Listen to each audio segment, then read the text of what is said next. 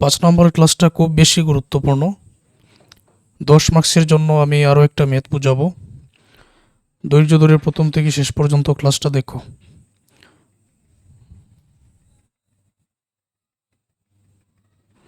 এই ম্যাথটা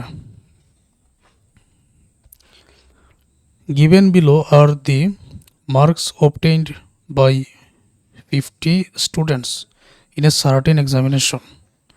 যে একটা পরীক্ষার 50 জন শিক্ষার্থীর মার্কস এখানে দেওয়া আছে। তারপর রিকোয়ার্ড হচ্ছে contract A frequency table taking a suitable class interval. উপযুক্ত শ্রেণীব্যাপ্তি নিয়ে গণসংখ্যা নিবেশন সারণী তৈরি করার জন্য বলা হয়েছে। 2 নম্বর represent the table by a frequency curve and ওজিপ। যে এই যে গণসংখ্যা নিবেশন সারণী, এটা থেকে ফ্রিকোয়েন্সি কার্ভের বাংলা অর্থ হচ্ছে গণসংখ্যা বহুভুজ, অ্যান্ড ওজিপ, ওজিপ মানে হচ্ছে অজীব রেখা। আমরা আগের ক্লাসে যে অঙ্কটার সমাধান করেছি সেখানে ছিল আয়তলেখ। তাহলে আজকের ক্লাসে আমরা ফ্রিকোয়েন্সি কার্ভ বা গণসংখ্যা বহুভুজ কিভাবে সমাধান করতে হবে সেটা জানতে পারবো, এবং অজীব রেখা কিভাবে সমাধান করতে হবে সেটাও জানতে পারবো। তবে প্রথমে আমরা ফ্রিকোয়েন্সি টেবিল, গণসংখ্যা নিবেশন সারণী, এটা তৈরি করব। আমরা যদি অঙ্কটা লক্ষ্য করে দেখি তাহলে দেখা যাচ্ছে যে এই জায়গায় সর্বোচ্চ সংখ্যা 90, সর্বনিম্ন সংখ্যা 11। আচ্ছা, উপযুক্ত শ্রেণীব্যাপ্তি নেওয়ার জন্য সর্বোচ্চ সংখ্যা এবং সর্বনিম্ন সংখ্যা থেকে আমাদের পরিসর বাইর করতে হবে। তো লক্ষ্য করো,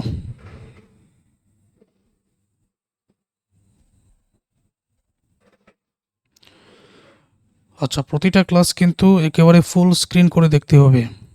highest value 90, lowest value 11। Range হবে highest value minus lowest value. 90 থেকে 11 বিয়োগ করলে 79। এবার উপযুক্ত শ্রেণীব্যাপ্তি ক্লাস ইন্টারভেল সি, রেঞ্জ ভাগ 1 প্লাস 3.322 লগ এন। তাহলে 1 প্লাস 3.322 লগ এন এর মান কিন্তু 50, কারণ 50 জন শিক্ষার্থীর মার্কস, এন এর মান 50।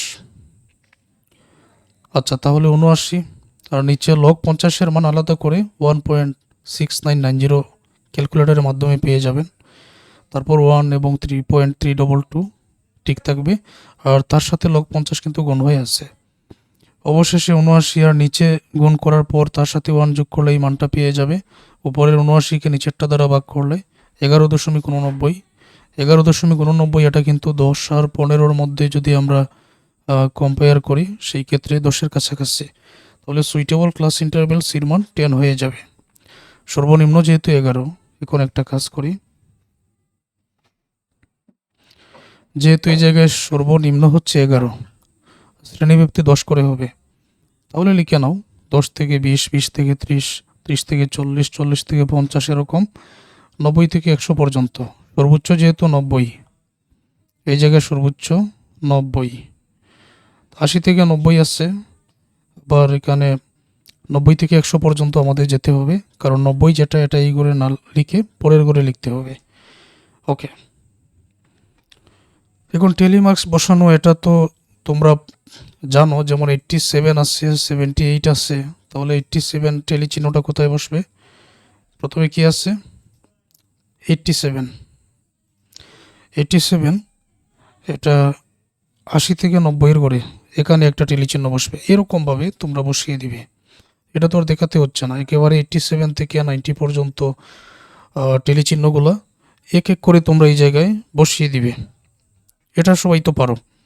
আচ্ছা, তাহলে এখানে হবে 2টা, এখানে 8টা, এখানে 4টা, এখানে 3টা, এখানে 6টা, এখানে 14টা, 5টা, এই জায়গায় 3টা যোগ করে নিলে 50 হয়ে যাবে।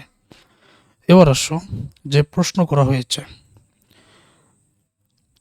উপযুক্ত শ্রেণীব্যাপ্তি নিয়ে আমরা তো এই গণসংখ্যা নিবেশন সারণী সেটা তৈরি করেছি। এখন ওই গণসংখ্যা নিবেশন সারণী থেকে ফ্রিকোয়েন্সি কার্ভ মানে গণসংখ্যা বহুভুজ তৈরি করতে হবে, আর অজীব রেখা তৈরি করতে হবে। তাহলে জেনে নাও, ফ্রিকোয়েন্সি কার্ভ বা গণসংখ্যা বহুভুজ তৈরি করার জন্য প্রয়োজন হলো মিড ভ্যালু আর ফ্রিকোয়েন্সি। মিড ভ্যালু আর ফ্রিকোয়েন্সি। আর অজীব রেখা তৈরি করার জন্য ক্লাসের প্রয়োজন এবং ক্রমযোজিত গণসংখ্যার প্রয়োজন, কিউমুলেটিভ ফ্রিকোয়েন্সির প্রয়োজন। তো কীভাবে এক একটা কাজে আসে আমি তোমাদের দেখাচ্ছি। এখানে ফ্রিকোয়েন্সিগুলো লিখে হলো। এখন মিড ভ্যালু এটা কিন্তু গণসংখ্যা বহুভুজ তৈরি করার জন্য বাইর করার নিয়ম কি 1 নম্বর ক্লাসে আলোচনা করে বোঝানো হয়েছে। 10 আর 20 যোগ করো, যোগ করে 2 দ্বারা ভাগ করলে 15। 20 আর 30 যোগ করো, 2 দ্বারা ভাগ করলে 25। 30 আর 40 যোগ করলে 70। 70কে 2 দ্বারা ভাগ করলে 35। এই দুইটা যোগ করে 90কে 2 দ্বারা ভাগ করলে 45। এই দুইটা যোগ করো, যোগ করে 2 দ্বারা ভাগ করলে 55। একই রকমভাবে এই প্রতিটা যোগ করে যদি 2 দ্বারা ভাগ করে এই মানগুলো পেয়ে যাবে। এটার আলাদা করে দেখানোর প্রয়োজন নাই। এবার কিউমুলেটিভ ফ্রিকোয়েন্সি এটা অজীব রেখার জন্য। প্রথমে 2 আসছে, 2 বসাও। ওই 2 এর সাথে পরবর্তী 8 যোগ করলে 10, 10 এর সাথে পরবর্তী 4 যোগ করলে 14, 14 এর সাথে 3 যোগ করলে 17, 17 এর সাথে 6 যোগ করলে 23, 23 এর সাথে 14 যোগ করলে 37, 5 যোগ করলে 42, 42 এর সাথে 5 যোগ করলে 47 এবং 3 যোগ করলে 50, 50 মিলে যাবে। এখানে যে এন এর মান 50 আর কিউমুলেটিভ ফ্রিকোয়েন্সির করে এই যে 50 এটা কিন্তু মিল থাকবে। আচ্ছা, এখন আমাদের বাইর করতে হবে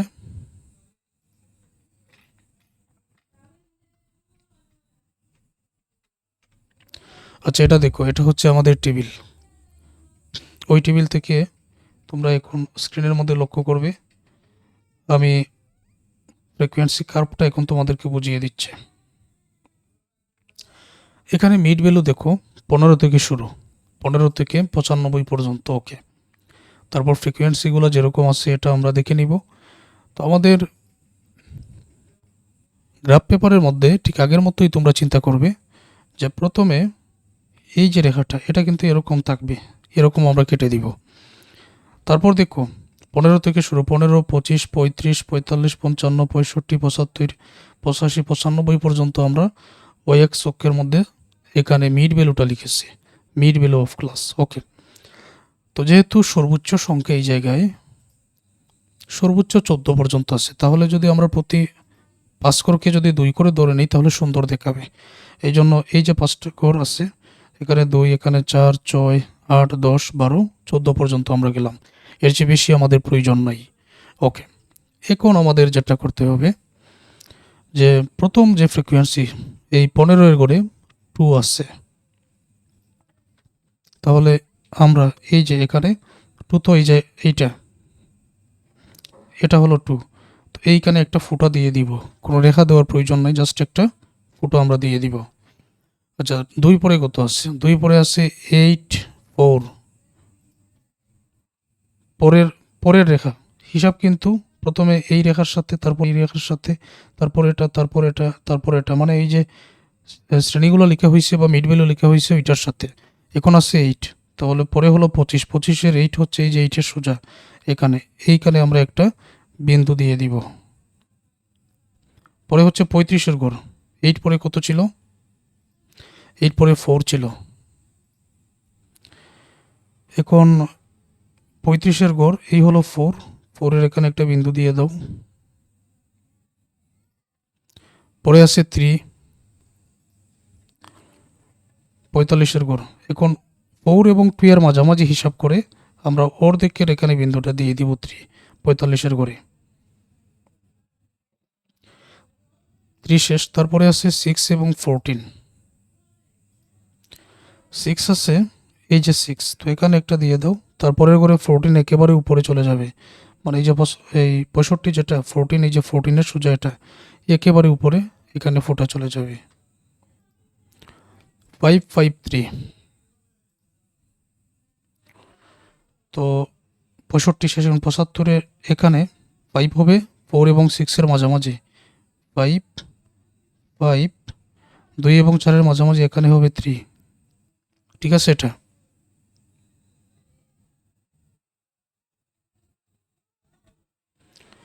আচ্ছা, এখন এখান থেকে তোমরা এই রেখাটা এভাবে নামিয়ে নিবে, এখান থেকে শুরু। তারপরে এই বিন্দুর সাথে এই বিন্দুটা টান দিয়ে মিলিয়ে নাও। তারপরের ঘরে একটার থেকে এটা টান দিয়ে মিলিয়ে নাও। তারপর এখান থেকে তার পরের ঘরের সাথে টান দিয়ে মিলিয়ে নিবে এই বিন্দু থেকে এরকম। তারপর এখান থেকে টান দিয়ে মিলিয়ে নাও, এইটা থেকে উপরে টান দিয়ে এরকম মিলিয়ে নাও। এইভাবে আমরা স্কেল দিয়ে রেখাটা অঙ্কন করে নিব, এটা থেকে এখানে, তারপর এটা থেকে এখানে, শেষ। এই যেটা আমরা তৈরি করলাম এটা হচ্ছে ফ্রিকোয়েন্সি কার্ভ বা গণসংখ্যা বহুভুজ। এবার অজীব কার্ভ তৈরি করার জন্য আমাদের যা প্রয়োজন,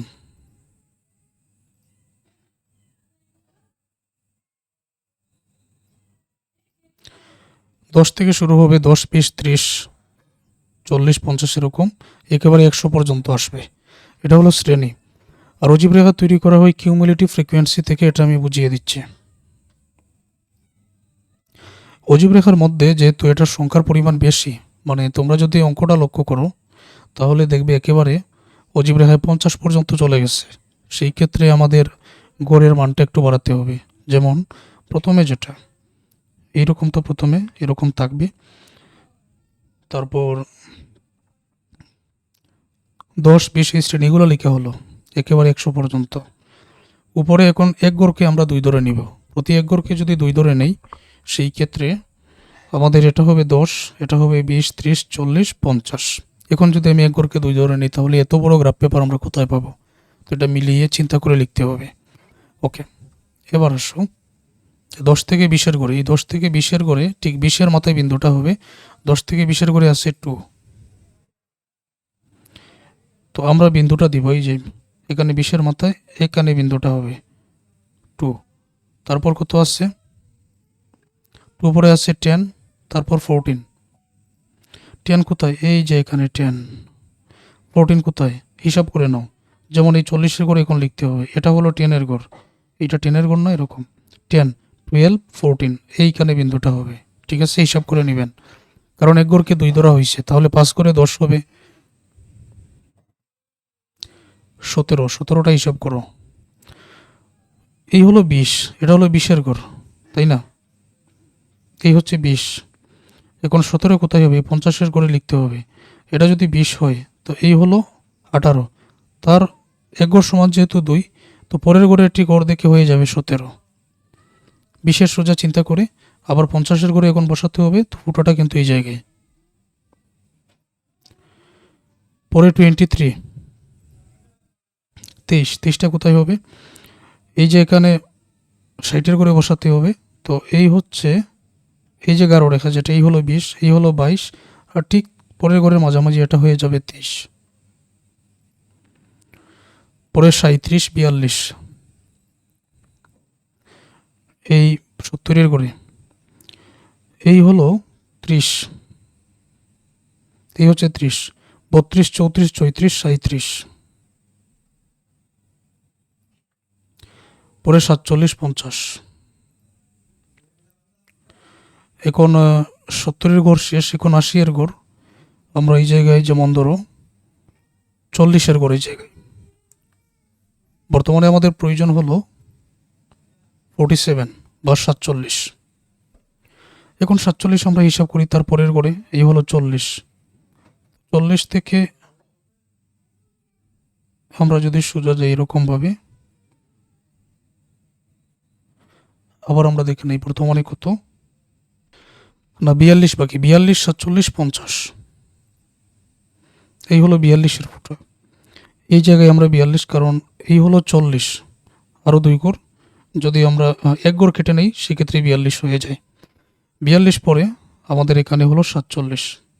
তো হিসাব করো, এটা যদি 42 হয়, 44, 46 ঠিক তার মাঝামাঝি এই 90-এর সোজা হয়ে যাবে 47, তারপরে 50, তাহলে 100-এর সোজা এই যেটা আছে এটা হচ্ছে 50। এবার আমরা রেখাটা টান দিয়ে মিলিয়ে নিব।